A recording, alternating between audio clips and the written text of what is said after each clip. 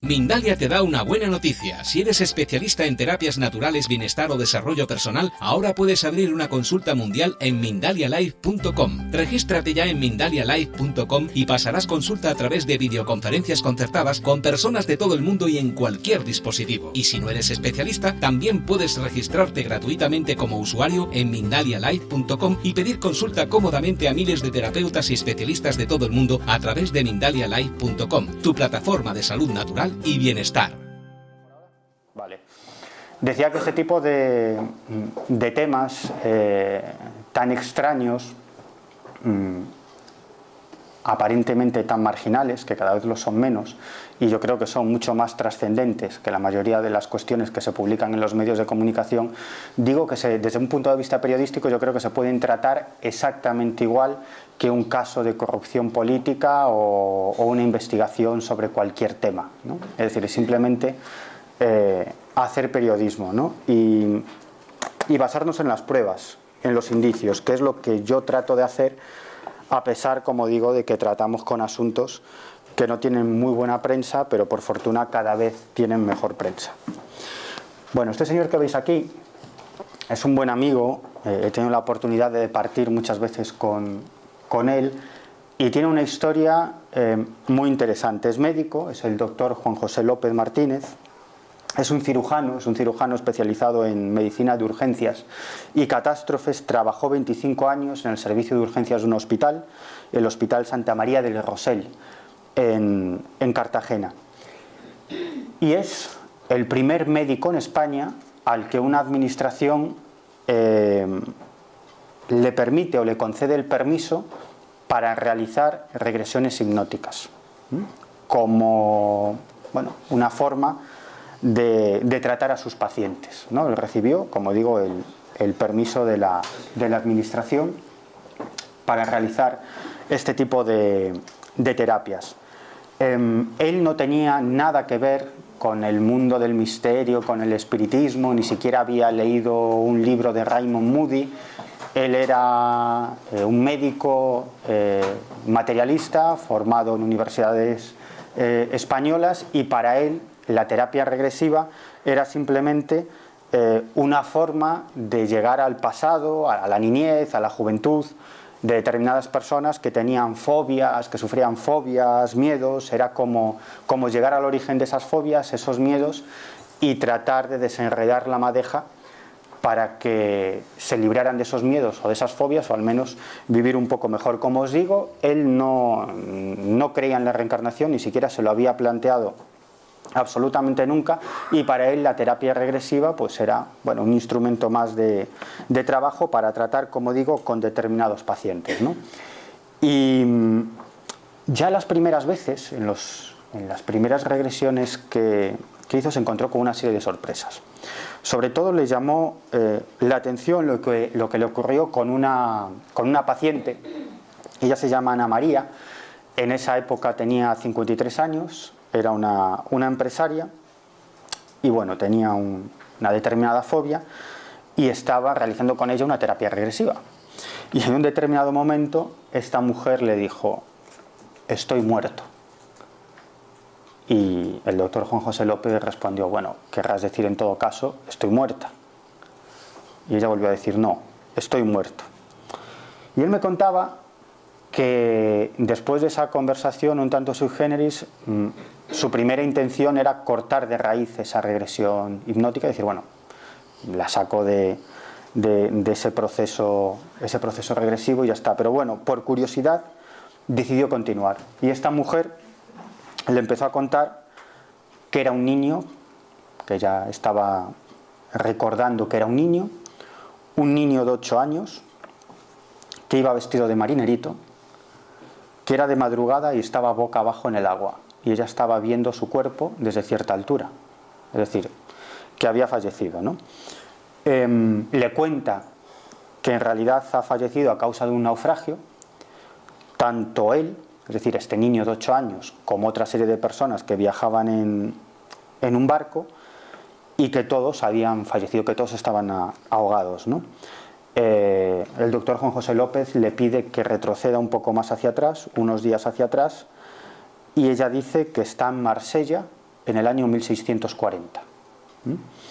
Y que es un niño de 8 años y que va a empezar un viaje en barco con su padre, que es vendedor de especias.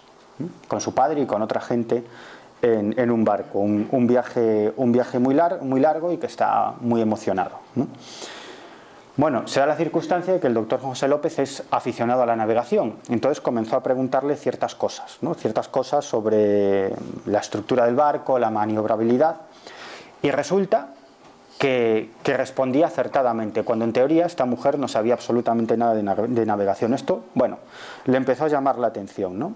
Pero en otro instante de ese proceso regresivo le pide a esta mujer que relate qué está escuchando, ¿no? Y ella dice que en ese momento está siendo testigo, ese niño de 8 años, de una conversación que tiene lugar en la cubierta del barco entre su padre y otra persona, y comienza a transcribir o a relatar esa conversación, ¿no? Y lo hace en un perfecto francés, cuando esta mujer no tenía ni la más remota idea de francés, nunca había estudiado francés, y aquello lo dejó muy flipado, ¿no?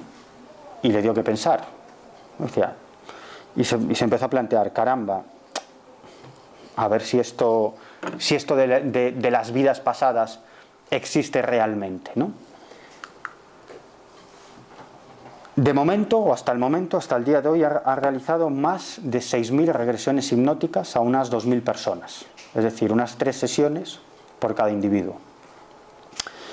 Y es autor de 2 libros muy interesantes que yo os recomiendo, que se titulan La respuesta está en el alma y El eterno presente del alma, donde básicamente lo que narra son sus experiencias con varios de sus pacientes, experiencias de vidas pasadas. Él hoy en día está completamente convencido de que no solamente existe vida después de la vida, sino de que existe la reencarnación, de que vivimos otras vidas en diferentes cuerpos, ¿no? Él me decía que la terapia regresiva no es como se pueda plantear. Antes, a la entrada, me preguntaba una persona si yo practico hipnosis. No, yo no practico hipnosis, pero la terapia regresiva tampoco es hipnosis. En el fondo, me decía el doctor Juan José López y otras personas que realizan esta técnica con las que he tenido la oportunidad de hablar, que en realidad es provocar un estado de relajación profunda en la persona.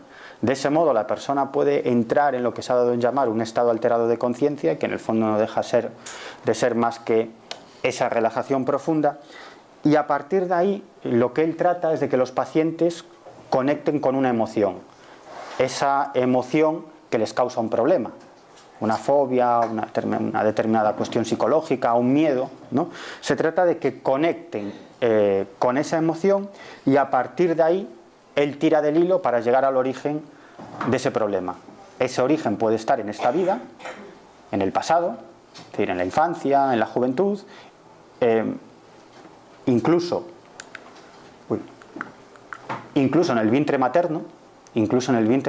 Él también me contaba, esto ya sería otra cuestión, que algunos pacientes son capaces de recordar sus experiencias en el vientre materno, y que de ahí viene el origen de algunos miedos y de algunos problemas psicológicos, ¿no? Pero bueno, esta sería otra cuestión. Esas fobias, esos miedos pueden estar en esta vida o pueden estar en otras vidas, ¿no? El sujeto, es decir, el paciente, siempre tiene el control de la situación, el control de los acontecimientos. Es decir, él no va a decir algo que no quiera decir, ni va a revelar algo que no quiera revelar, ni puede ser jamás manipulado por el terapeuta, ¿no? Es decir, que en el fondo no es hipnosis, sino que es un estado de relajación profunda. Y dice que estos retazos, estos recuerdos de vidas pasadas suceden de forma espontánea. Es decir, que no hace falta forzar mucho la situación, no hace falta forzar la máquina, sino que en un determinado momento un paciente está trabajando con él en terapia regresiva y de pronto empieza a contar una o varias vidas, y que esto sucede en el 100% de los casos, prácticamente en el 100% de los casos, independientemente de la ideología, del color político, del nivel cultural o incluso de las creencias religiosas del sujeto. Es decir, incluso entre agnósticos y ateos. Es decir, entre aquellas personas que no saben o no se plantean si hay vida después de la vida, o incluso los ateos, los que creen que todo es materia y cuando fallecemos todo esto se ha acabado. Pero a mí lo que me interesaba de esta historia, porque sobre regresiones a vidas pasadas se ha escrito mucho y hay mucha información, a mí lo que me interesaba era un aspecto, yo creo, para mí por lo menos, más atractivo o algo más desconocido, ¿no?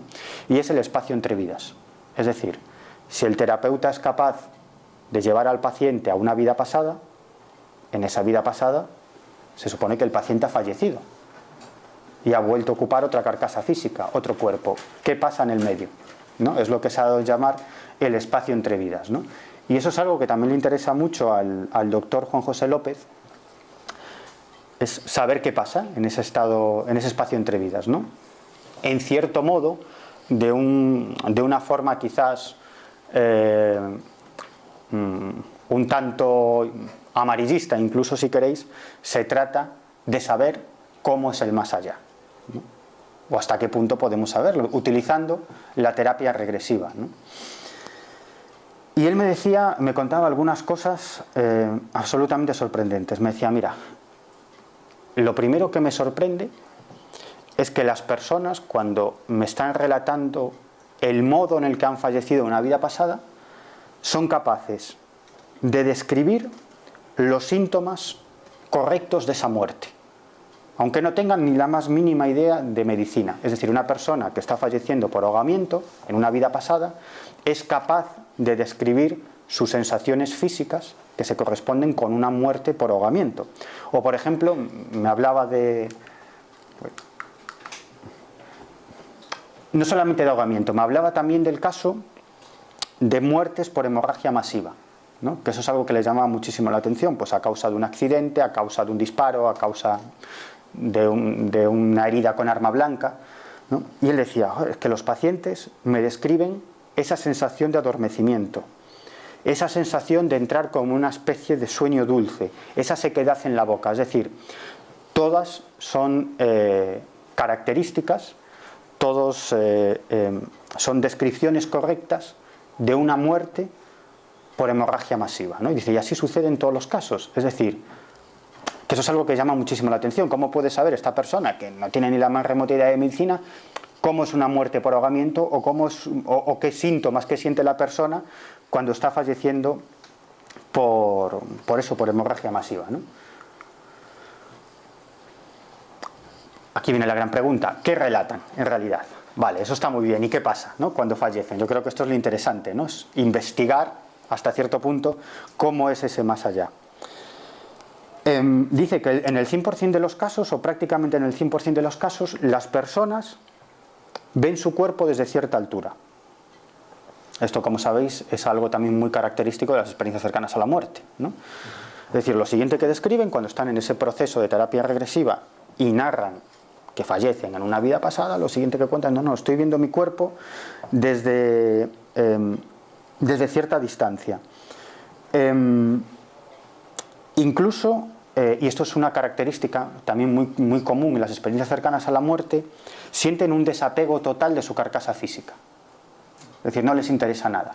Es decir, hace nada, aparentemente estaban ahí dentro, ahora lo ven ahí y lo ven casi como una cosa, ¿no? Como, esto no soy yo, ¿no? Y no me importa qué pase con esto porque esto no soy yo, ¿no? Eso es muy interesante. Lo siguiente, luz, ¿no? La descripción de la luz. Todos describen un túnel, una luz al fondo, también una característica típica de las ECMs, o seres de luz, ¿no? O encuentros con seres de luz que desprenden una luminosidad absolutamente maravillosa y sobre todo una sensación también indescriptible de paz y amor.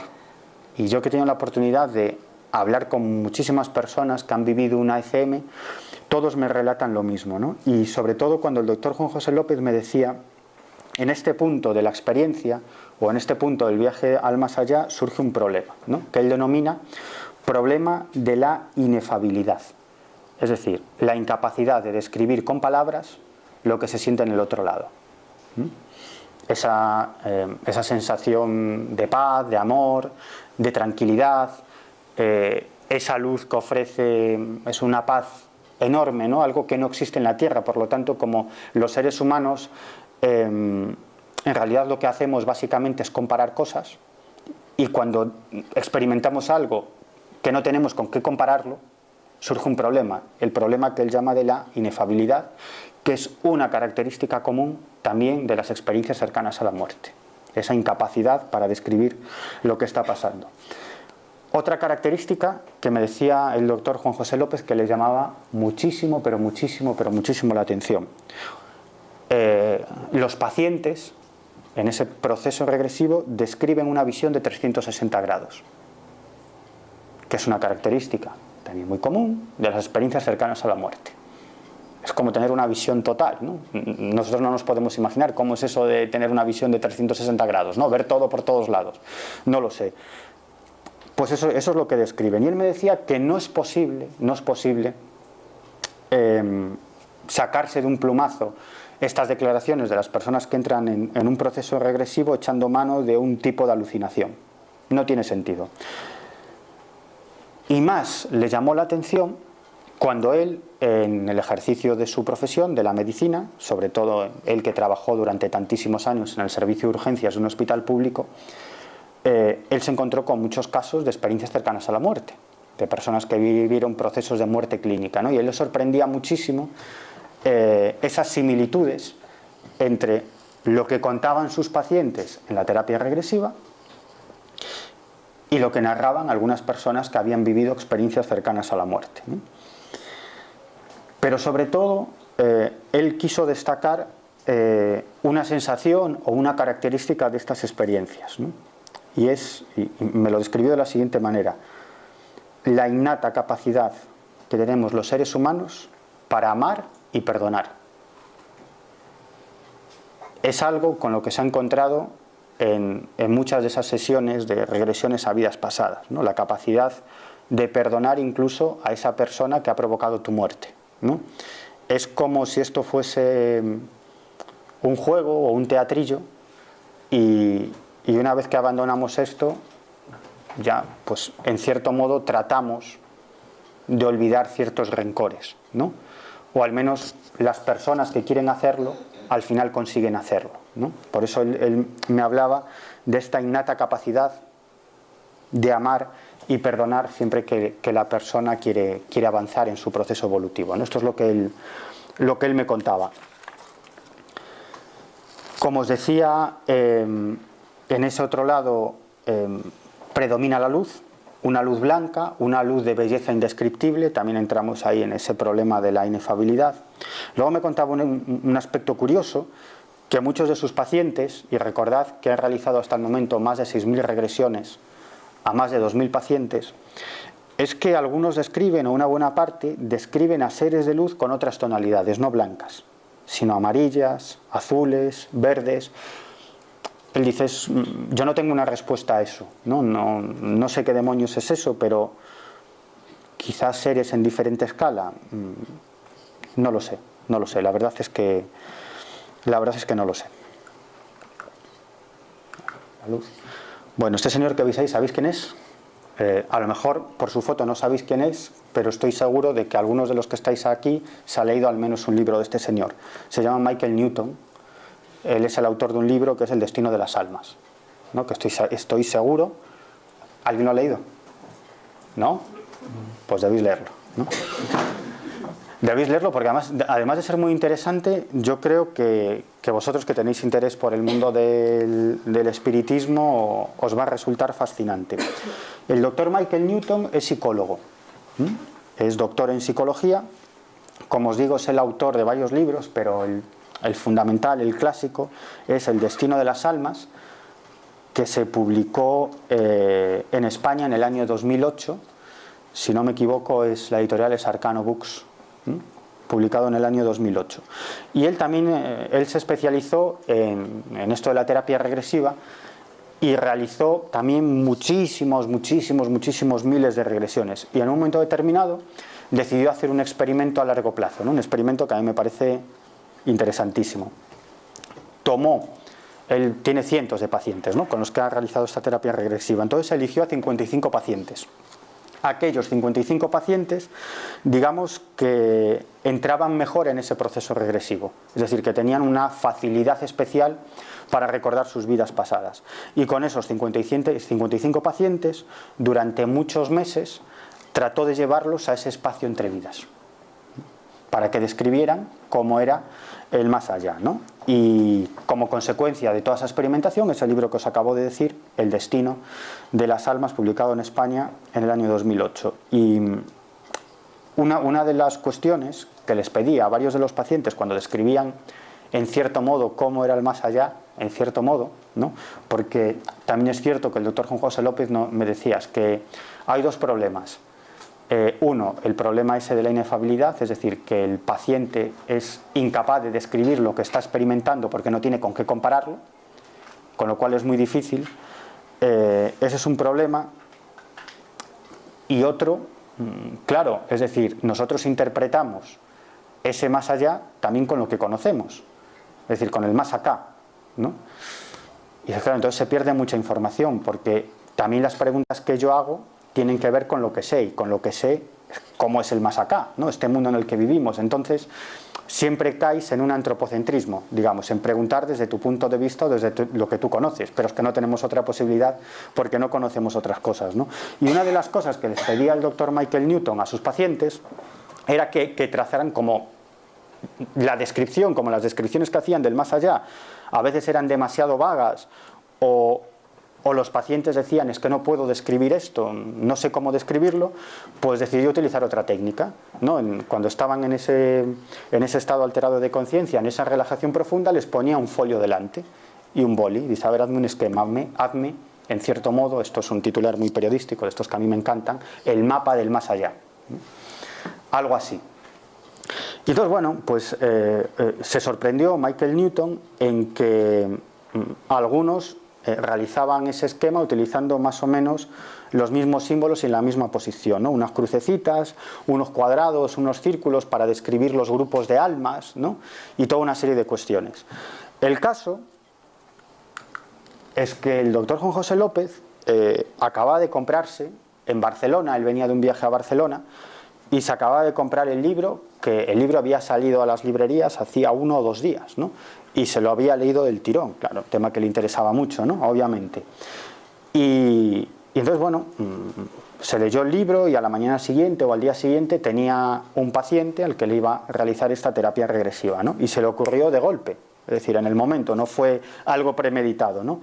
Entonces, como se había leído el libro de Michael Newton, le pidió a este paciente que le puso un folio delante e hizo el mismo ejercicio que hacía Newton con su gente, con sus pacientes. Bueno, no me lo describas, píntame cómo es el más allá, ¿no? Y claro, se quedó absolutamente sorprendido. Me decía, es que la similitud de lo que este dibujó con lo de los pacientes de Newton se acercaba al 80%, o sobrepasaba el 80% utilizando los mismos signos, los cuadradillos. Decía, ¿cómo es posible? ¿No? ¿Puede tener esto alguna explicación psicológica? No lo sé, pero aquello le llamó mucho la atención. Y cuando sacó a este paciente de esa terapia regresiva, de ese estado alterado de conciencia, le dijo, oye, ¿tú conoces el libro de Michael Newton? Y dijo, ¿quién es ese señor? Obviamente no lo había leído, ¿no? Además de que no tenía ningún interés especial por esta cuestión, el libro, este paciente no sabía inglés y el libro se acaba de publicar en español hacía poquitos días, ¿no? Con lo cual era muy difícil que en este caso pudiéramos echar mano pues a un recuerdo de haber leído ese libro. O sea, no había nada de eso. Y como os digo, esto le llamó muchísimo la atención. Me comentó también otra anécdota muy curiosa, porque él decía, joder, yo me afanaba, ¿no? Yo presionaba a los pacientes, ¿no? O sea, yo los presiono para intentar saber, ¿no? Pero ellos comienzan a tirar balones fuera, ¿no? Se sienten tan bien. Está ese problema de la inefabilidad, ¿no? Y entonces él los presiona, ¿no? Muchas veces los pone entre pero dime, ¿no? Pero cuéntame, ¿cómo es? ¿Con qué lo comparas? Es decir, que sería casi os diría un interrogatorio, ¿no? Entonces un paciente le dijo, mira, te voy a explicar cómo es esto. Dice, esto es, lo que ocurre es que tras desencarnar nos vamos a un hospitalillo. Un hospitalillo con habitaciones individuales. Y ahí reposamos durante un tiempo para recuperarnos de nuestra existencia en la tierra. Y él dijo, ya voy entendiendo, continúa. Y el otro le dijo, mira, que no hay ni hospitalillo ni habitaciones, ¿no? Esto te lo digo para que tú entiendas algo, pero esto no es así, ¿no? Ni hospitalillo ni habitaciones, ¿no? Entonces dijo, bueno, me quedo casi tal como estoy, ¿no? Una de las cuestiones más interesantes de llevar a las personas en esa terapia regresiva al espacio entre vidas, es decir, al más allá, es el proceso de encarnación, ¿no? Es decir, de existir, cómo se produce ese proceso de encarnación, cómo uno elige quién va a ser su madre, dónde va a nacer, o incluso los retos a los que tendrá que hacer frente en la vida. Entonces él me decía, después de tantas regresiones, le decía, a mí me da la sensación de que en el otro lado lo que prima es el libre albedrío. Es decir, que en el fondo nadie obliga, ¿no? Sino que somos nosotros los que al final elegimos con plena conciencia y responsabilidad. En el otro lado el tiempo no existe, o sea, que a nadie le importa que no estemos preparados, ya estaremos preparados. Es el individuo con cierta responsabilidad o con responsabilidad, o cuando consigue ese grado de responsabilidad, el que elige a su madre, el propósito de su existencia y los retos a los que tendrá que hacer frente. Luego me decía que algunos de los pacientes a los que llevaba este espacio entre vidas y le describían ese proceso de encarnación, le contaban que ellos se resistían a encarnar, porque estaban también en el otro lado, que no querían volver a este mundo material, ¿no? Y él me decía que estas personas conectaban con seres más elevados que les indicaban que debían encarnar, pero sin obligarles, simplemente haciéndoles ver la necesidad que tenían de vivir otra experiencia material, ¿no? Y finalmente eran estas las propias personas las que se convencían, las que se autoconvencían de que efectivamente debían volver a la tierra para seguir con su experiencia material. Algunos no querían hacerlo y tardaban más tiempo, ¿no? Así que podemos hablar de tiempo, ¿no? En el otro lado. Muchas veces les preguntaba, ¿cuál es la razón por la que has elegido que esa sea tu madre, ¿no? Nacer en esta familia, que esa mujer sea tu madre? ¿Cuál es la razón? Y él me decía, las razones son infinitas, ¿no? Puede ser que hay asuntos pendientes con esa persona o con miembros de la familia o con personas en las que te encontrarás en tu vida, para aprender, retos o problemas que uno debe superar, es decir, que para ayudar a esa persona incluso, es decir, para crecer juntos. Es decir, que las razones son múltiples, son infinitas, y no hay una razón determinada y una razón concreta, sino que para cada individuo, digamos, las razones son diferentes. En realidad, el doctor Juan José López no es el único que ha hecho esto, ¿no? o el único que ha tratado de trazar un mapa del más allá echando mano a este tipo de técnicas, a las terapias regresivas o a otras. Hay personas, hay investigadores que se esforzaron en comprender cómo era ese más allá, echando mano de las descripciones de médiums, por ejemplo, ¿no? Para tratar de averiguar qué es lo que pasaba cuando fallecemos. Uno de estos investigadores es un parapsicólogo que se llamaba Hans Holder, y este hombre también intentó trazar un mapa del más allá, echando mano, pues sobre todo, de declaraciones de médiums, experiencias de médiums que habían contactado con supuestos espíritus, ¿no? Y Hans Holder contaba que en realidad en el más allá, cuando fallecemos, somos acompañados por familiares o amigos, vamos a una especie de centro de recepción, entendedme bien las palabras, ¿no? Aquí las palabras nos limitan, ¿no? Que es cierto que hay como una especie de casa de reposo o un periodo de reajuste, y que en un primer estadio o en un primer nivel, digamos que ese más allá vendría a ser muy similar al nuestro, pero con algo menos de densidad material, pero que en el fondo es prácticamente lo mismo, aunque hay bibliotecas, hay centros donde uno puede aprender y hay una naturaleza exuberante, ¿no? Pero en el fondo todavía podemos seguir realizando actividades que realizábamos en este mundo material, ¿no? Seguimos siendo nosotros, con nuestro carácter, nuestra personalidad, y la finalidad en ese primer estadio, en cierto modo, en esos primeros estadios, sería desprendernos de nuestras necesidades físicas, ¿no? Que ese mundo material, poco a poco, se vaya desvaneciendo. Es decir, es como si ciertas personas se desapegaran muy rápidamente de su existencia terrenal y otras necesitaran mucho más para desprenderse de esas características físicas, ¿no? Es decir, que todo depende de las personas. Bueno, este es un medium muy conocido, ¿sabéis quién es? James Van Praagh. Sí. Es un medium muy conocido que también ha escrito varios libros que está muy bien. Aquí, obviamente, estamos tratando un terreno muy resbaladizo, muy pantanoso, ¿no? Porque tanto en las regresiones como en las descripciones de los mediums, pues no podemos decir que esta sea la prueba definitiva de cómo es el más allá, ¿no? Sino que, bueno, si ahondamos en esto, os podría hablar de muchas otras cosas, ¿no? Pero, bueno, no es el momento. Es decir, que en realidad nadie sabe cómo es el más allá, pero que, bueno, vosotros sabéis que los seres humanos tenemos una necesidad innata de saber, de conocer, ¿no?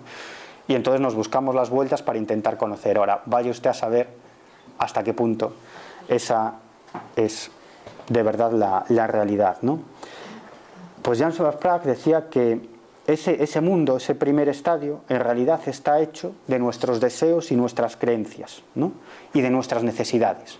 Es decir, que en el fondo es un mundo creado por nosotros mismos a nuestra imagen y semejanza, porque necesitamos todavía vivir en ese espacio físico, ¿no? No estamos preparados, digamos, para dar ese salto. En el momento que nos desilusionamos o nos desinteresamos de ese mundo material, de ese mundo terrenal, desaparece y surge un aspecto más elevado de la conciencia, ¿no? Bueno, aquí no me voy a detener mucho. Si no sabéis quién es este hombre, ya cojo y me voy. ¿No? Si no sabéis quién es este, ya me voy. No, bueno, es Allan Kardec, ¿no? Que os voy a contar que no sepáis, ¿no? Pues según Kardec, la información que él pudo obtener de infinidad de mediums, no todos reencarnamos en nuestro planeta, sino que podemos hacerlo en otros planetas. Hay incluso algunos que no reencarnan, sino que continúan ascendiendo en la escala evolutiva, y así hasta finalmente unirnos con el principio de todo, con el origen de todo, que sería Dios, del que nosotros en cierto modo también formaríamos parte, ¿no? Fijaros, tanto en los casos de experiencias cercanas a la muerte como en esas descripciones de pacientes en terapia regresiva, describen lo mismo, aunque con diferentes palabras, de ese encuentro con la luz, ¿no? Algunos dicen eso que os explicaba, ¿no? Que sentía una paz, un amor indescriptible. Otros dicen, es como estar verdaderamente en casa. Otros dicen, es que esa realmente era mi casa, ¿no? O yo formo parte de la luz, ¿no? El viaje a este mundo terrenal, a este mundo material, es simplemente un breve lapso de tiempo, un tránsito, ¿no? Pero yo realmente a donde pertenezco es a la luz, ¿no? Eso yo creo que lo he dicho aquí en alguna ocasión, no lo sé, es como si en realidad todos fuéramos chispas divinas, ¿no? Es decir, que Dios no fuese algo externo a nosotros, sino que todos nosotros en realidad fuésemos Dios o formáramos parte de Dios, ¿no? Que en su necesidad de aprender y de experimentar necesita vivir diferentes experiencias, hasta que finalmente vamos regresando cada vez más a ese origen, el principio de todo, y quizás ahí vuelve a empezar otra vez la rueda, ¿no? Una rueda quizás sin fin, ¿no? Un simbolismo también muy oriental, ¿no? La rueda que nunca termina, ¿no? La rueda infinita, ¿no? Bueno, este señor que veis aquí, ¿sabéis quién es? Es Friedrich Myers. Él murió en el año 1901. Él fue uno de los grandes investigadores de todos los tiempos sobre este tipo de cuestiones, sobre la mediunidad, experiencias cercanas a la muerte, encuentros con fantasmas. Él perteneció a la Sociedad de Investigaciones Psíquicas de Londres. Y como os digo, en esa época, desde mediados del siglo XVIII hasta, como os digo, hasta el año 1901 en el que falleció, realizó contribuciones absolutamente extraordinarias, ¿no? A veces nos pensamos que sabemos más que nadie, y cuando leemos las obras de esta gente de hace más de 100 años nos damos cuenta que para nada, ¿no? Que nos sobrepasaban y nos superaban con sus trabajos en mucho.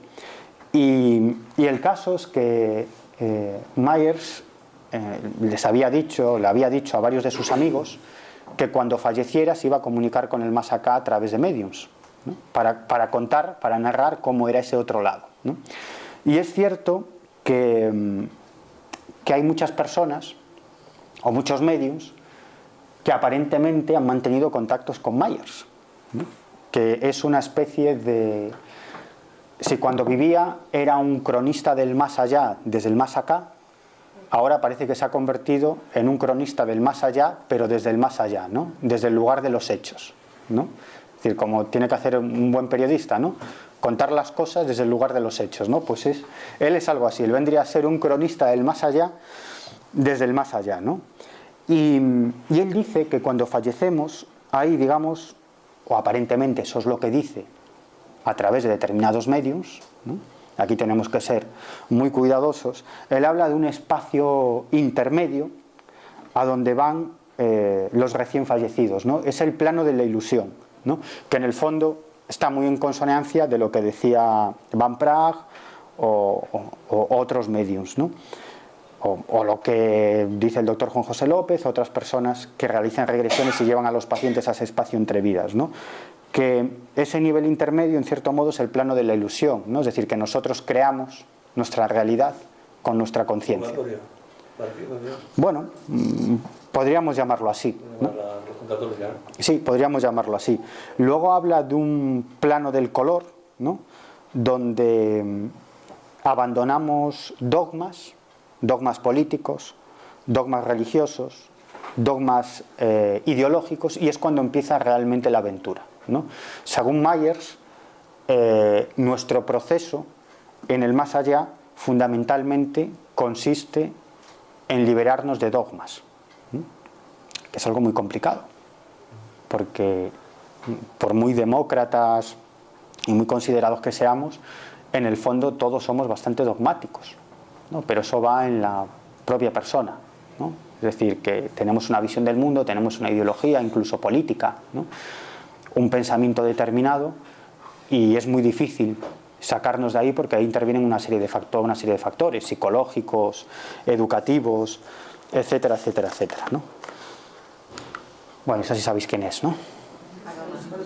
Sol Blanco Soler, ¿no? Sol Blanco es muy buena amiga, y yo creo que es una persona que se recordará muchísimo, que su trabajo se recordará muchísimo, ¿no? Porque ella sigue esa tradición de Myers y otros investigadores, ¿no? De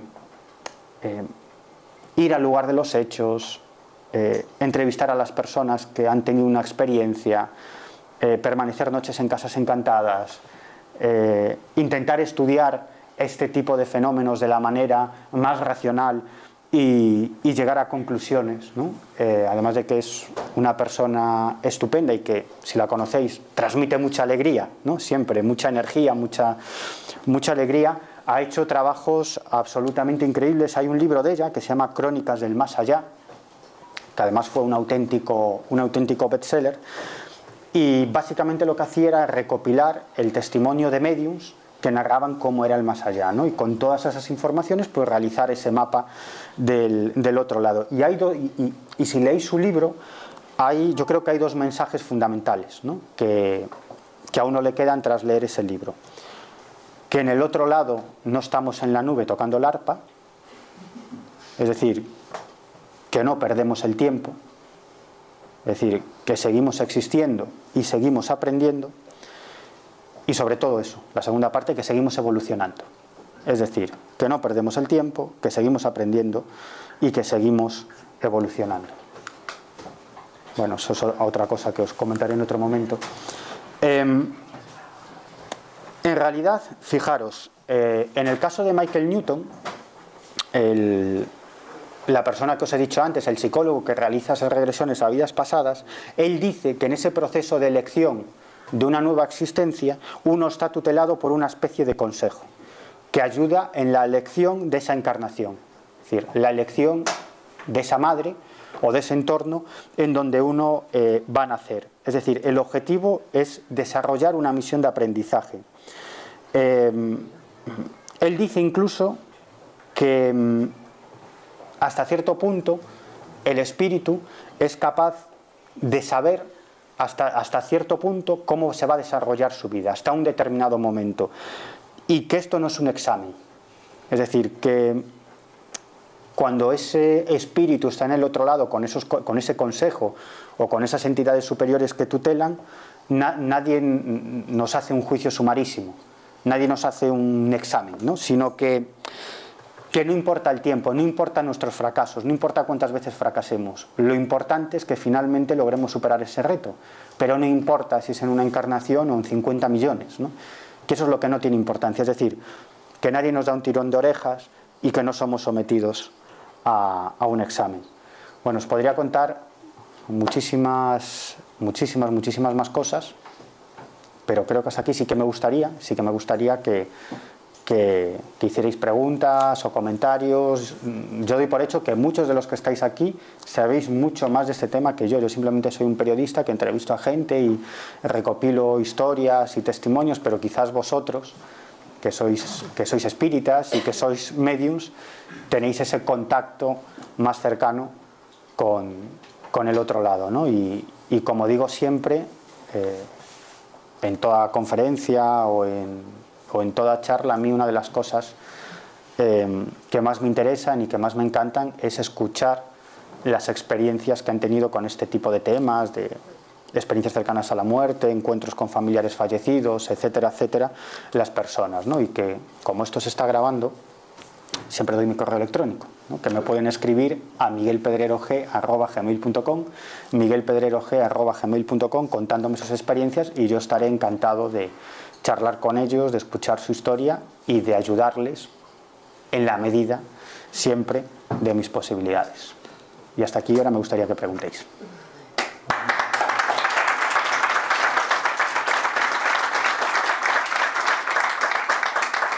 Que preguntéis o que hagáis comentarios o que me vendéis la plana, lo que queráis. Sí, una cosa. Sí. Que la gente que, digamos, esas personas que nos adjudican la siguiente vida, tal cual, yo he oído decir, y creo que es verdad, a mis pruebas me repito, propias, que es que vamos rotando un cierto número de personas. En una vida somos familiares, padres, primos, tal cual, pero somos las mismas personas que vamos rotando en esa misma familia, ese mismo entorno. Sí, es como si fuese Yo recuerdo una vida pasada que había mi padre que era amigo mío. Claro. Era un amigo, era un miembro de una logia de esta tanto en Bodora. Y Sí. ese hombre era compañero mío de eso que llaman ahora logia masónica. Y yo era un compañero de él. Y en esta vida era mi padre. Pues Y le reconocí por los ojos. Los ojos no engañan. Pues eso es algo que cuenta también Michael Newton en sus libros, ¿no? De esas experiencias compartidas en varias vidas con las mismas, entre comillas, almas, ¿no? Es que daros cuenta de que estamos hablando de asuntos muy trascendentes y muy profundos, ¿no? Porque una pregunta que surge aquí es que tendríamos que entrar en tantas cuestiones, en qué es el cerebro, qué es la conciencia, quién soy yo, ¿no? Porque cuando fallezco y, digamos, mi espíritu, mi alma, mi conciencia, como queréis llamarlo, mi verdadero yo, se libera, ¿qué es lo que se libera? ¿No? ¿Qué es lo que se libera? Sí, referente a eso del purgatorio que decíamos antes, sí, ciertamente personas que se tiran a lo mejor en este mundo 3 años, X años, 2 años, y están aferradas a este mundo. Sí, claro, sí, eso es algo que además que seguro vosotros me lo podéis explicar. Por lo tanto, no pueden pasar a la siguiente dimensión si están aferrados a eso. Claro. O bien porque tienen los familiares cerca y están preocupados por ellos. Sí, que no quieren irse, que hay una serie de cuestiones que le atan, digamos, ¿no? Que pueden ser de cariño a familiares o incluso pueden ser de odio, ¿no? O de... Bueno, no lo sé, no lo sé. Yo creo que todo eso se recupera un poco la conciencia, ¿no? Que se muere ya, tienes otra visión de las cosas. Tengo un par de preguntas. Sí. Las experiencias que ha contado el doctor López. Y tú te crees que yo te las voy a poder responder, ¿no? Eso es fantástico. Estoy en broma, dime. La primera, porque supongo que su finalidad no era la que encontró. No. Entonces, en primer lugar, si llegó a tener contacto con algún paciente de esquizofrenia o no, no lo sé, ¿cómo relatarían una regresión hipnótica? Si desde la vida que tienen actualmente o son capaces de ver más allá de la realidad que ven ahora. Paciente con esquizofrenia, ¿no? Pues es una pregunta muy interesante. Yo podría responder Sí. a eso. Pues vas a responder tú, porque no tengo ni la más remota idea. No lo sé, pero es una pregunta que le haré, fíjate. Hago la segunda. No te hacen regresiones si tienes trazos de esquizofrenia. No te las hacen. Entonces directamente no te las hacen. Porque puedes ir a un sitio que no te esperas, a un sitio oscuro y no podrías... Te enfrentas a un problema insalvable, digamos, no sé cómo explicarme. Y una segunda pregunta que quizá a lo mejor te pica la curiosidad y seguramente cuando explican que ven sus cuerpos o sus vidas, son siempre vidas humanas, ¿no? Entre comillas. Digo humanas porque según la percepción de los sentidos que tenemos, no podríamos llegar a explicar una vida, por ejemplo, en un plan dimensional distinto, que es a lo mejor cosas que le suponen, o en otro mundo o planeta supuestamente, ¿no? Fíjate. Es curioso simplemente... Sí que las hay. Sí que hay casos de personas que relatan sus existencias aparentemente en otro planeta. No, pero digo que sí, a él, en el caso... ¿Te comentó algo? Pues la verdad es que es una pregunta que no le hice, pero creo recordar que en alguno de sus libros he leído algo sobre ese tema. Es decir, que sí, en el caso de Michael Newton sí, en el caso de otros terapeutas regresivos que han estudiado mucho el tema, sí se han encontrado con historias de este tipo, de personas que relatan su existencia aparentemente en otro planeta, ¿no? Pero, claro, esto sí que es muy difícil de comprobar, ¿no? Es producto de la imaginación del paciente, está relatando una experiencia real en otro planeta, no lo sé. ¿Cuál es la diferencia clara entre hipnosis y regresión? Bueno, en realidad, fíjate, tanto los hipnoterapeutas como las personas que utilizan esta terapia regresiva, hay diferentes técnicas, ¿no? Pero fundamentalmente los terapeutas que utilizan la técnica de la regresión no hacen una hipnosis, sino la hipnosis en el fondo no deja de ser una relajación profunda, ¿no? Pero en la hipnosis hay un elemento característico más, ¿no? Y es que el hipnotizador trata de convencer a la persona que hipnotiza que él tiene poder sobre esa persona, en cierto modo. Es decir, es básicamente un ejercicio de inducción, de mostrar una personalidad, te diría incluso superior o incluso arrolladora. Es decir, se trata de que la persona que es hipnotizada se crea que esa persona tiene algún tipo de capacidad especial y tiene algún tipo de control sobre ella, que es mentira. Es como para dominar un poco, a través de sugestionar la mente, por ejemplo, para dejar de fumar o tal. La hipnosis es más sugestión y la terapia regresiva es más llevarte a un estado de relajación profunda. Ya va con ese fin, ¿no? Claro, Vale. claro. Es decir, son dos cuestiones diferentes. Cuando vosotros veis los espectáculos estos de hipnosis, en los que un tipo empieza a cacarear, o...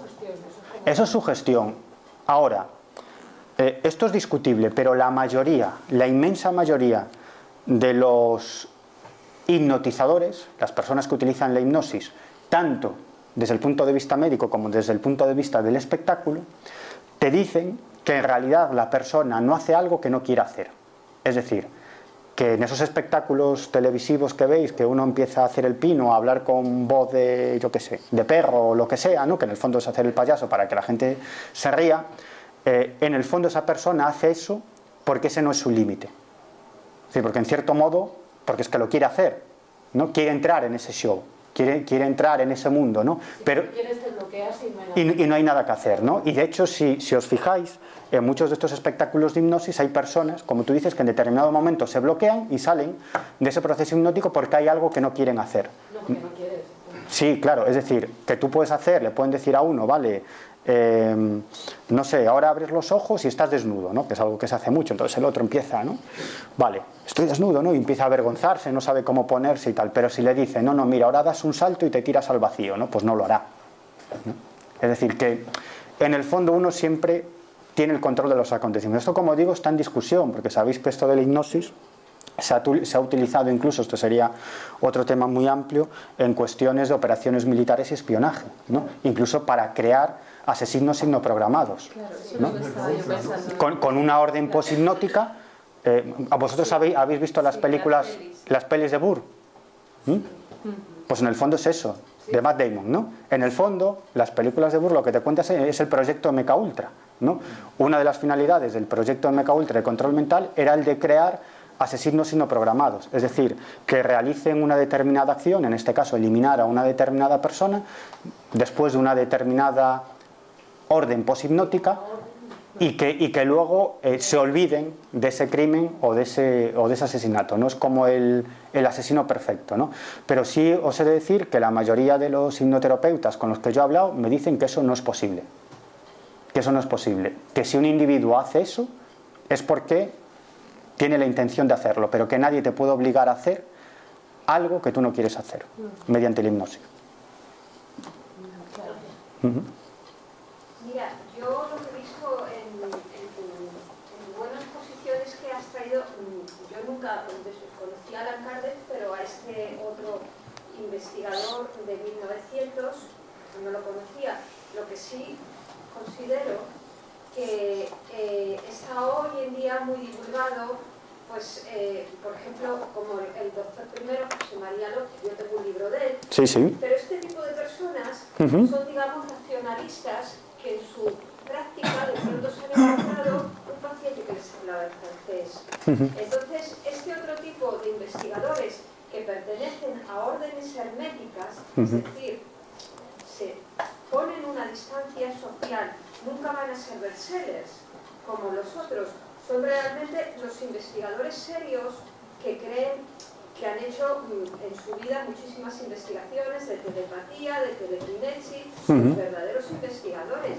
Entonces, tú cuando te pones que te gustan estos temas, te encuentras que se le da mucha voz, por ejemplo, a este tipo de nuevos terapeutas que sí, que habrán hecho muchas regresiones, pero este tipo de personas son racionalistas. Han venido a este mundo gracias a unos pacientes que les han abierto las puertas a este tipo y aún así encontrarse cachondearían de un medio.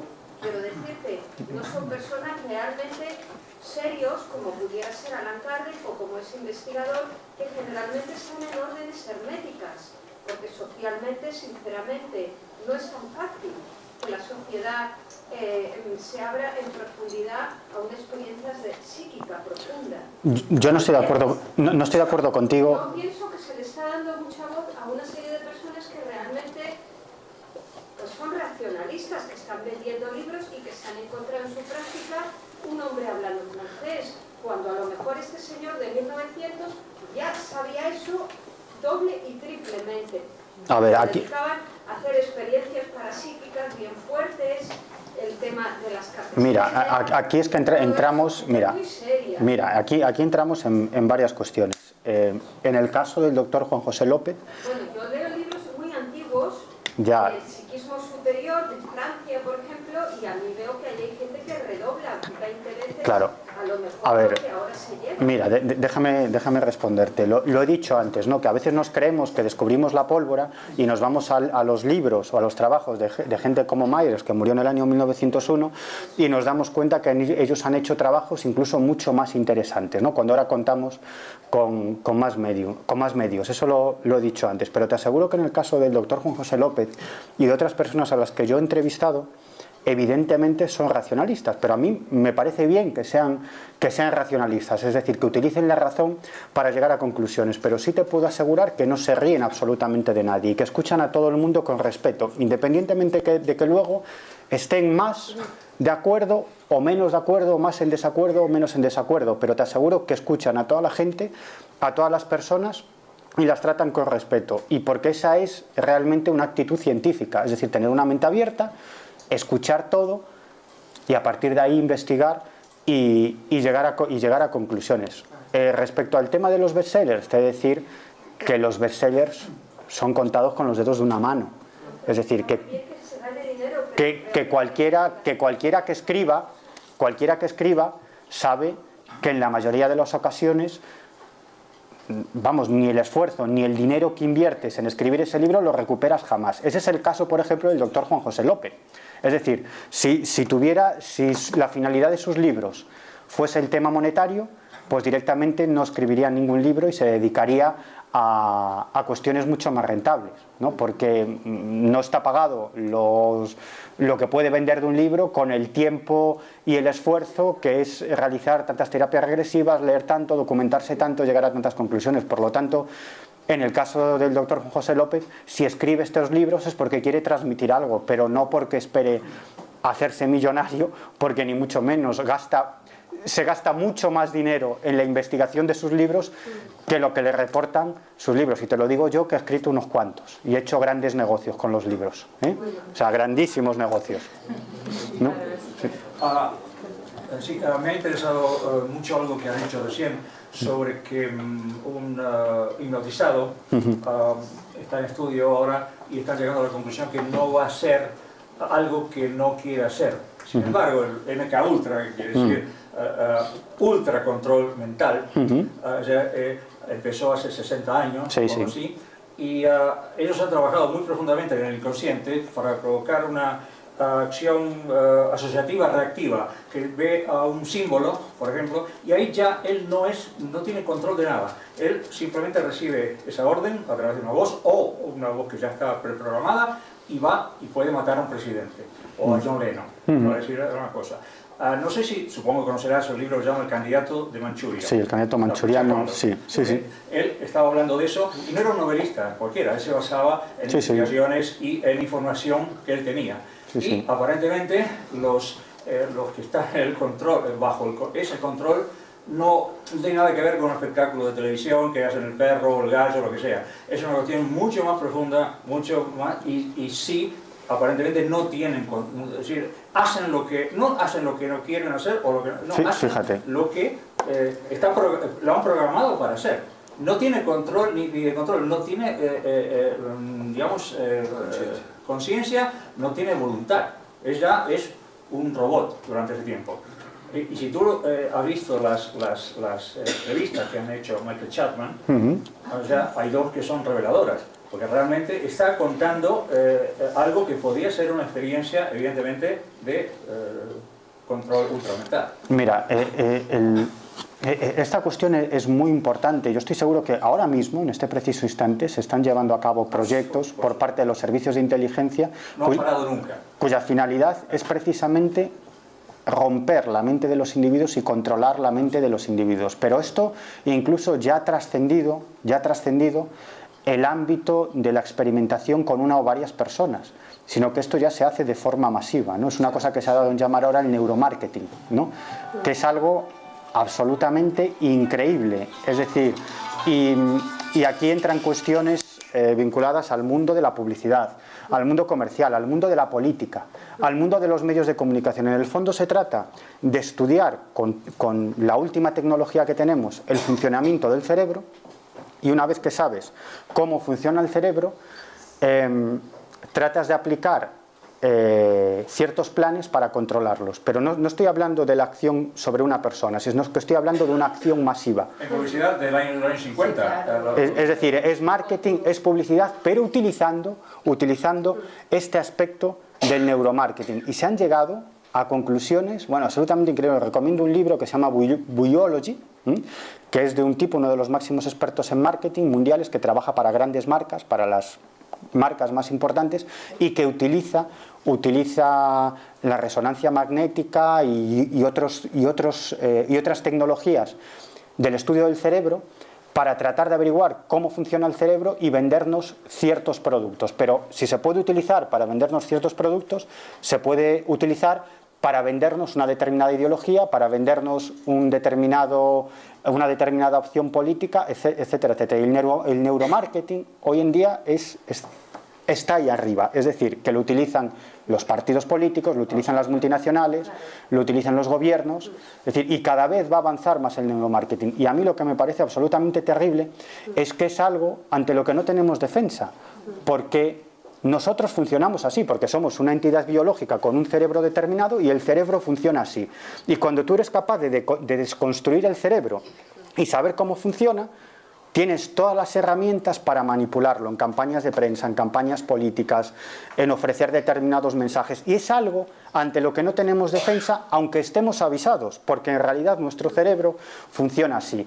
Es decir, que del proyecto MKUltra, que es alucinante y sobre el que se han desclasificado, el propio gobierno de los Estados Unidos ha desclasificado miles y miles y miles de documentos, y en el MKUltra se jugaban con la hipnosis, pero también con el uso de drogas, con la capacidad de forzar el físico y la mente de una persona para ver cómo le podías romper su mente y luego reconstruirla, ¿no? Es decir, se hicieron todo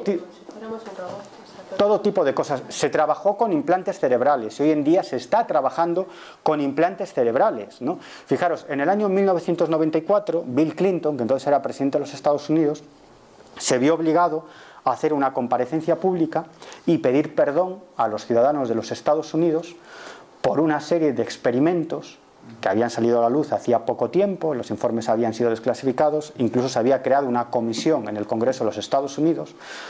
Que se sepa, a unas 23.000 personas, a unos 23.000 estadounidenses, se experimentó con ellos sobre determinados aspectos. Por ejemplo, la capacidad o la reacción del cuerpo humano a la radioactividad.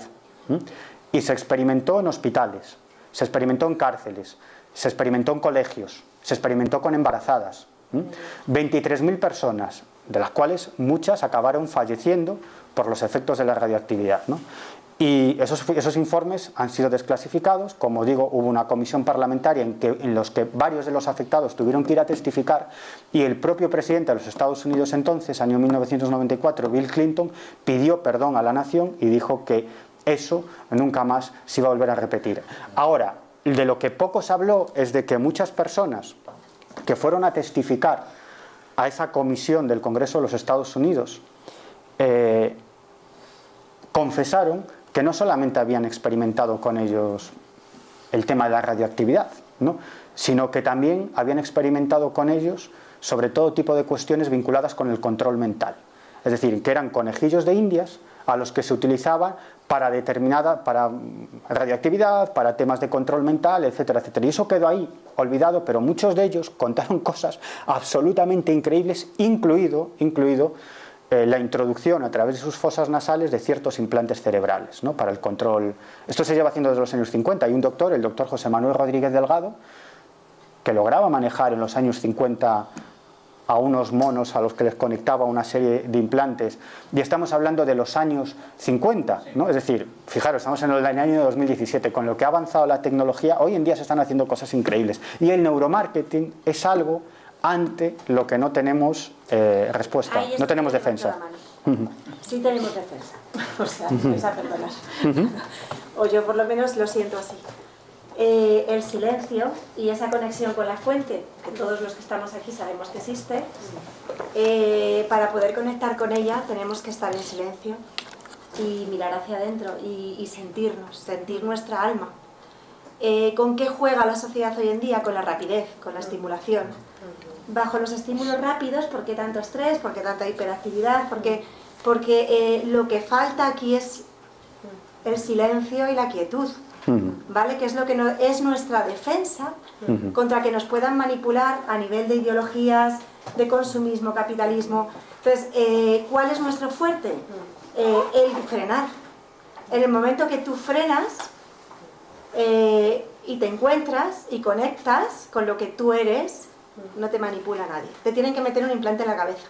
Pero si no, no te manipulan. Tienes que ir tú a ponértelo o te tienen que dormir para llevarte. Pero no te manipulan y dejas de consumir y dejas de preocuparte por tu físico y dejas de preocuparte de si estás solo o dejas de tener miedo a la muerte, o sea, y vives sin miedo. Y dejamos de ser Otra cosa que decir yo. ¿Cuántos conoces así? Muy de acuerdo. ¿Qué? ¿Cuántos conoces que practican eso? Yo estoy trabajando en eso, en frenar a la gente y en conectarles con ellos mismos, que somos una chispa divina. Y cuando conectas con esa chispa no te manipulan nada. Porque Sí, eres pero Dios. yo conocía a uno, un amiguete mío, hace muchos años cuando lo veo, que decía que le gustaba experimentar con la televisión. Hay que poner la televisión. Hay que quitar veía la tele de los propaganda, hogares, lo está bien. primero. Para combatir al enemigo hay que primero reconocer al enemigo. Sí, hay que reconocerlo. Si huyes no lo vas a reconocer. Pero hay que saber utilizar. Este chico decía, ponía la publicidad y le quitaba la voz. Entonces analizaba lo que estaban metiendo. Porque claro, el cerebro no es capaz de analizar lo que ve y lo que oye a la vez. No estamos capacitados. Es así. Entonces nos entra por aquí y nos entra por aquí. Y estamos en defensa. ¿Tú quieres preguntar? Y esto es lo que hizo, es el experimento ese. El tema de la vida después de la vida realmente es un tema que me resulta muy interesante. Nada, sí, era muy interesante lo que estáis contando. Realmente un poco vivimos inmersos en una tradición judeo-cristiana, ¿no? Que nos dice un poco que los malos van al infierno y los buenos van al cielo. También conozco que hay algunos casos en la CCM, que hay experiencias o vivencias que no son tan agradables. Muchas de ellas están relacionadas, por ejemplo, con gente que interrumpió voluntariamente su vida, que se suicidó, por ejemplo. Esto puede estar relacionado quizás con el hecho de que no hayan cumplido esa misión que ellos mismos eligieron y no realizaron en la tierra. Esa es una de las preguntas. La segunda pregunta es, estuvimos hablando de que las almas, una vez que migran al otro estado, pasan un tiempo en esta clínica de la que hablabas, en la que siguen teniendo todavía parte de su personalidad, y que luego la irían perdiendo y se juntarían al todo, ¿no? Eso quiere decir que, sobre todo para los que son mediums, solamente se puede contactar con las personas que todavía están en esa etapa, que todavía tienen una personalidad marcada, que todavía siguen manteniendo, digamos, un hilo con la Tierra. Quiere decir que entonces no podríamos llegar a contactar más con esas personas que en algún momento se unieron al todo. Quiere decir que siempre estaríamos hablando con un espíritu, digamos, que no habría llegado a la plenitud. ¿Sabes lo que te digo? Que todavía tiene vínculos muy fuertes con su vida terrenal. Son preguntas más para un medium que para un periodista, realmente. No lo sé. Bueno, se están planteando una serie de cosas que a mí me sorprenden, desde luego. Vamos a ver. La información que tú nos has dado, en gran parte correcta, que dice que las personas, cuando pasan al otro lado de la vida, encuentran una luz muy tranquilizadora, un amor indescriptible, una paz y tal. Bueno, pues eso así es, creo que es cierto. Pero también, cuando pasamos al otro lado de la vida, las personas que no nos hemos comportado bien en la tierra, no hay nada que se le parezca a eso. Es totalmente lo contrario. Es un infierno, ese es el verdadero infierno. Es un infierno. Así, allí te esperan tus antiguos enemigos para ajustarte las cuentas. Incluso estando aquí, en la tierra, cuando te falta poco tiempo para morir, vienen a ajustarte las cuentas. Y eso lo he vivido yo, no solamente en este centro, sino fuera del centro también.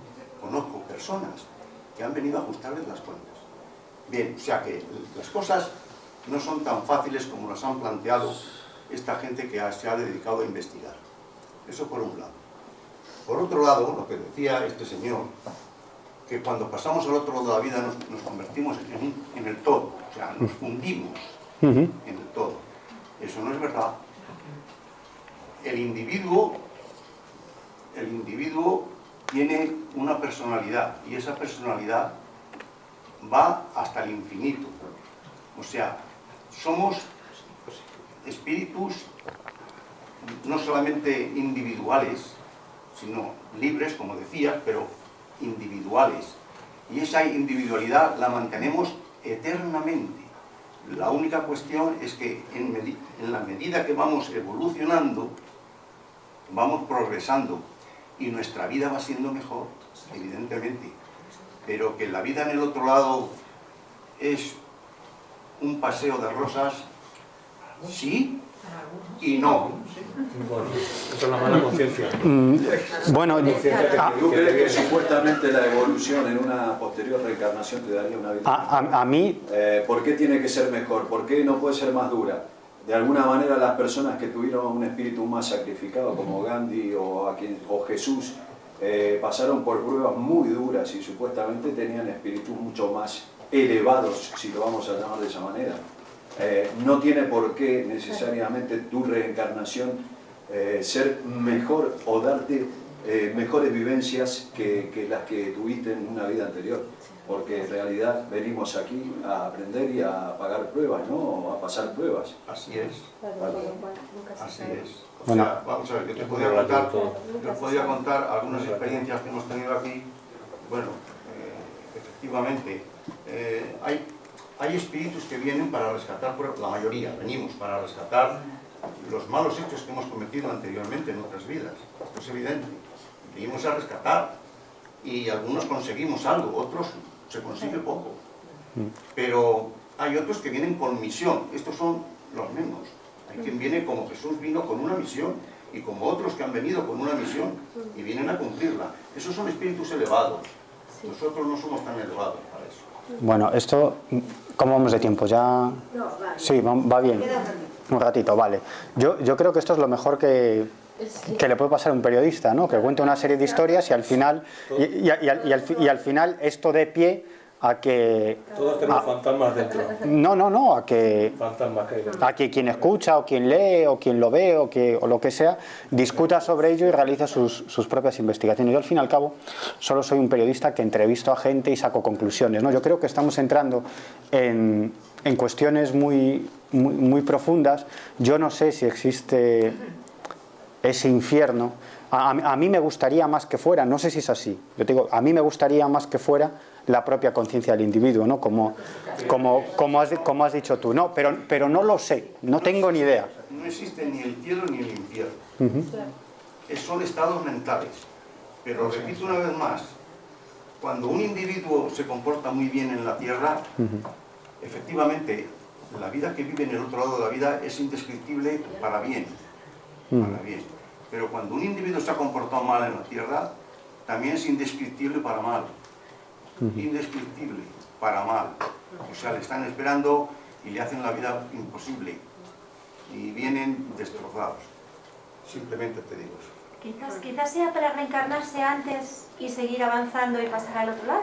Hay que, como decía... O sea, me refiero, porque si yo he sido mala y voy ahí y me encuentro eso, me vengo aquí rápido para enmendar lo que he hecho. No, es que Yo creo que no existen estados permanentes, ni de tú no sufrimiento puedes ni hacer de lo que felicidad. quieras. Vamos a Estados que ver. sean permanentes. Pero si decidimos venir para seguir aprendiendo Si te y dicen yo de me he portado arrancar- muy mal, mi aprendizaje es hacia el otro lado. Quizás esa dureza incluso sea buena. Es como el que está en un sitio donde tiene mucho dolor y me va a ayudar a venirme cuanto antes, aquí otra vez, para volver a seguir adelante, con lo cual no sea malo encontrarme con toda esa oscuridad, porque me hace venir antes. Vamos a ver, yo creo, ¿No? Pero es nuestra propia tenéis que conciencia. hacer, ya que estáis preguntando cosas No muy hay entes por el interesantes, que... veniros los jueves. Claro, Los jueves tenemos cursos para aclararos todos estos Claro. temas.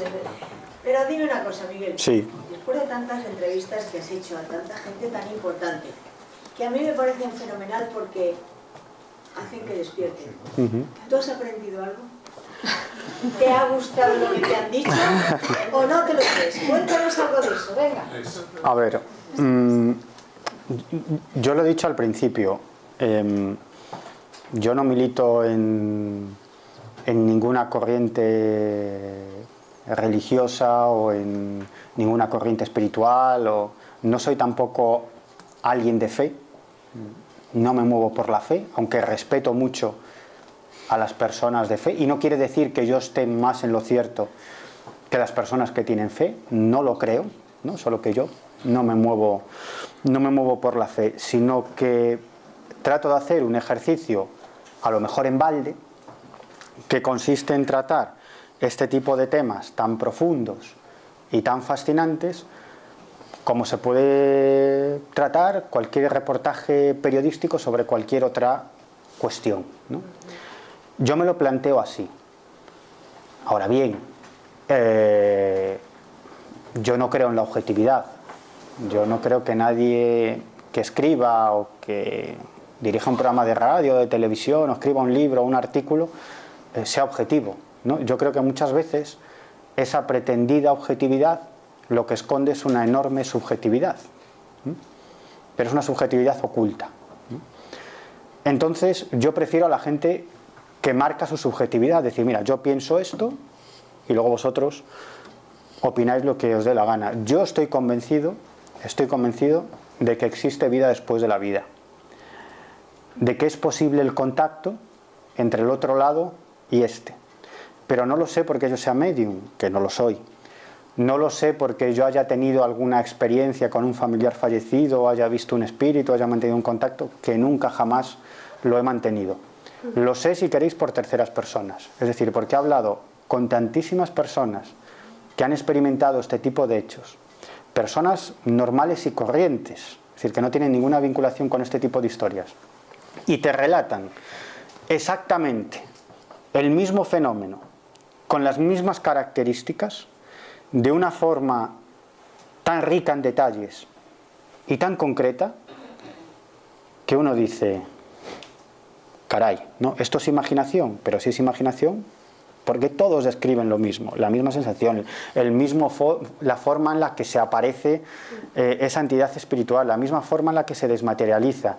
Es decir, ¿por qué es todo tan similar, ¿no? Y luego, otra cosa que a mí me convence mucho es, en muchos de estos contactos, la falta de trascendencia. Es decir, que no vienen para decirte, para darte un mensaje enormemente profundo, sino a veces para decirte, oye, tienes que estar más atenta a lo que hace tu hija, que se te está subiendo las barbas. O te dicen, ese papel que andéis buscando está en el cajón cuando llevasteis los papeles allí no sé qué. Es decir, que son cosas a veces muy mundanas. Yo me acuerdo de un caso en el que se le aparece el suegro fallecido a una persona, a un hombre, y lo primero que le dice es, eres un calzonazos, ¿no? Y le dice, oye, que mi hija tiene mucho carácter, si en alguna ocasión algo no te apetece, pues dile que no. Dice, porque al final, si siempre le dices que sí, las cosas van a ir mal. Oye, dice, si no te apetece, pues no vayas, ¿no? Alguna vez, aunque sea, ¿no? Bueno, no sé si esto es políticamente correcto decirlo, no lo sé.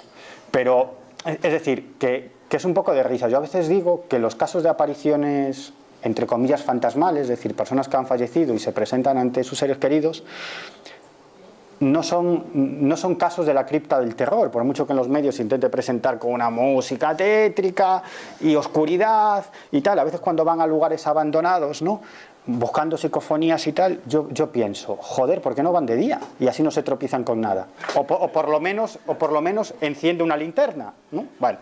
Pero es esta cosa. Pero yo digo que no son de la cripta del terror, son del Club de la Comedia.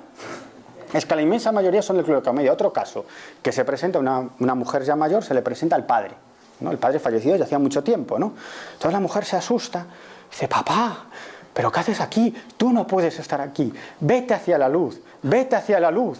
Papá, vete hacia la luz. Y el otro le contesta, ¿qué luz ni qué hostias? Atienda lo que te tengo que decir, ¿no? O sea, son cosas de estas, ¿no?, que dices, son muy de andar por casa. O sea, son casos muy de andar por casa. Entonces, a mí esas características comunes me convencen mucho. Y los casos de experiencias cercanas a la muerte, que yo he tenido muchos debates con escépticos, con médicos escépticos, muchos debates en los que entramos en muchas profundidades, a mí hay un aspecto que es difícil de justificar desde el punto de vista racional, es decir, que todo sea un proceso cerebral, que todo se pueda explicar por la química cerebral, por un proceso del cuerpo para defenderse o para hacer más llevadero ese proceso de dejar de vivir, que esta entidad biológica deje de funcionar. Es como si el cerebro creara una entelequia, un teatrillo para hacer más factible ese proceso de desencarnación. Eso es lo que dicen muchos escépticos.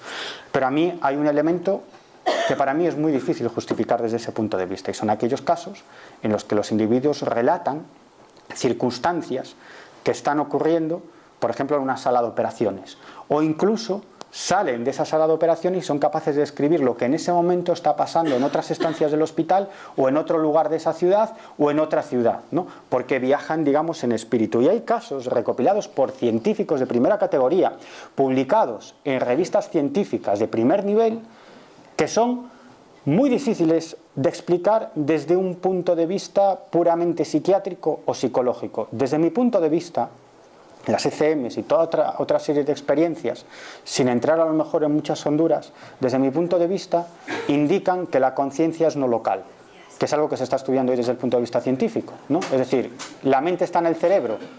Pues probablemente no. La mente o la conciencia sea algo diferente del cerebro. Por lo tanto, cuando este montón de carne y de huesos deja de existir, de algún modo nuestra conciencia, nuestro auténtico yo, alma, espíritu, como lo queréis llamar, continúa viviendo. Yo estoy convencido de ello. Por eso tu pregunta, sin más circunloquios, no por la fe, sino por la fuerza de la razón. Además, si fuera un proceso ya establecido en el organismo, en el cerebro, para hacernos el tránsito más llevadero, el tránsito hacia la nada, o sea, eso ya revela una inteligencia. Es decir, ¿quién puso ese mecanismo ahí? ¿Por qué está ese mecanismo ahí? Ya sería, digamos, casi de ciencia ficción, o directamente. Sí, sí. O sea, ¿por qué está ese? Si es que está, claro. Si es que es esa la explicación, que yo creo que no. Yo también. Que hay mucho más. Bueno, sí.